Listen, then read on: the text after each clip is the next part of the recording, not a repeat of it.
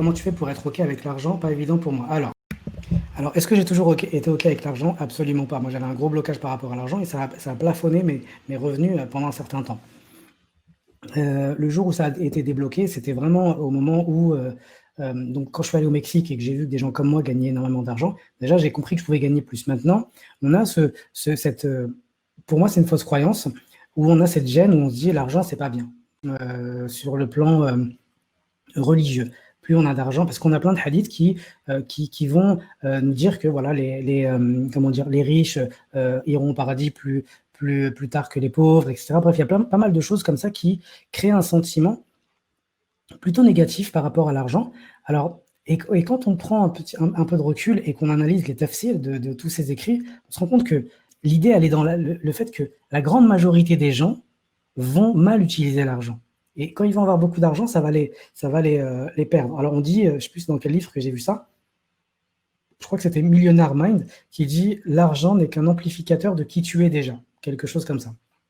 Où l'argent amplifie ce que tu as déjà ou ce que tu es déjà. Si tu es quelqu'un qui pense qu'à toi, plus tu vas avoir d'argent, plus tu en voudras parce que tu penses qu'à toi, tu veux, voilà. Mais si tu es quelqu'un déjà de philanthrope, psychologiquement, tu sais que tu veux donner plus, tu sais que si tu as plus d'argent, tu vas pouvoir faire plein de choses.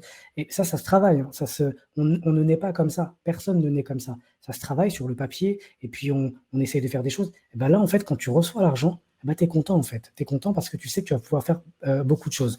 Donc moi, je n'ai aucun mal à écrire sur le papier que voilà, avant la fin de l'année, là, cette année, on finit peut-être à 600 000, 700 000 euros. Je n'ai aucun mal à rayer les 700 000 euros et me dire non, non, non, cette année, à la fin de l'année, on finit à 1 million de chiffre d'affaires. C'est tout. C'est comme ça et pas autrement. Parce que derrière, je sais, j'ai un projet pour ces 1 million d'euros. D'accord? J'ai un projet et c'est un projet qui m'intègre moi, bien sûr, mais qui n'intègre pas uniquement ma personne, qui va intégrer aussi d'autres choses. Alors, moi, j'ai eu un peu de mal quand je suis passé donc à une voiture plutôt grande parce que voilà, il y a toujours, je me sentais mal à l'aise à l'intérieur et du coup, en fait, pour hacker ça, parce que ça me plaisait d'avoir cette voiture-là, pour hacker ce système-là, parce que souvent, en fait, quand tu as une grosse voiture et que tu roules et que le moteur fait pas mal de bruit, bah, les gens, en fait, ils te regardent un peu mal quand ils sont à l'extérieur.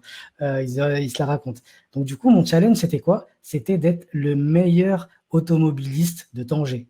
C'est-à-dire que je m'arrête au feu, je m'arrête au passage piéton, je laisse passer les gens en faisant un geste accompagné, un truc stylé. Donc vraiment, c'est un objectif. Je prends ma voiture, je roule, je veux faire kiffer même les piétons en fait. Et donc, en fait, non mais vraiment, ce que je suis en train de vous dire, je l'avais jamais dit, je crois, dans un live, mais je veux faire kiffer même les piétons. C'est-à-dire que ici au Maroc, par exemple, quand tu es piéton et que tu as quelqu'un qui est en voiture et qui te laisse passer au passage piéton, il te laisse passer, mais avec une gestuelle du genre, vas-y, dégage, dégage, dégage. En fait, c'est pas ça qu'il veut dire, mais c'est cette gestuelle qui sous-entend ça. Moi, je me suis dit, non, en fait, la manière dont je vais parler aux piétons, donc à travers la gestuelle, à travers les sourires, des trucs comme ça, eh bien, ça va remonter la cote des voitures cotées, en quelque sorte. Et puis, il suffit de regarder plusieurs hadiths où le prophète sallallahu alayhi wa sallam parle des montures. Donc, c'est quelque chose qui fait partie, en fait, des plaisirs que l'on peut s'octroyer. Maintenant, encore une fois, comme dans tout, il y a toujours un juste milieu. C'est-à-dire que quand on commence à faire quelque chose dans tous les domaines de nos vies, cette chose-là, plus on va la kiffer, plus elle va nous attirer vers un extrême. Et c'est là, en fait, où il y a un travail à faire. Mais l'argent, moi, franchement, je veux que mes frères et sœurs, vous, moi, tout le monde, en fait, on ait plus d'argent. Parce que si on avait plus d'argent, on aurait moins de problèmes sur le marché du travail, on aurait moins de problèmes pour nos projets, on aurait moins de problèmes. Alors, alhamdoulilah, aujourd'hui, on a l'entraide. Là, quand on lance des campagnes, quand on fait des choses, tout de suite, on a des centaines de personnes qui vont contribuer, qui vont partager. C'est quelque chose qui, à ma connaissance, n'existe pas dans les autres communautés. Et j'ai eu la confirmation du directeur exécutif de Life, donc Hervé Dubois, qui dit, voilà, en fait, les arbres, j'ai jamais vendu autant d'arbres comme ça que depuis que je suis directeur de Life. Les gens achètent des arbres, il y a un aspect spirituel derrière ça. Donc, je sais qu'on est généreux, on est dans l'entraide, mais je veux aussi qu'on soit une communauté économiquement forte et parce qu'il faut qu'on relève le niveau. Et puis aujourd'hui, moi, je n'ai pas de problème avec l'argent. Alors, pour ceux qui ont un problème avec l'argent, lisez ce livre, vraiment Millionaire Mind, parce que c'est quelqu'un qui avait un problème avec l'argent, qui était pauvre et qui est devenu riche. Et du coup, il analyse des deux mondes. Et il apporte vraiment, vraiment, vraiment pas mal de contenu intéressant. Moi, ce livre, il a vraiment marqué un avant-après au niveau de ma relation avec l'argent.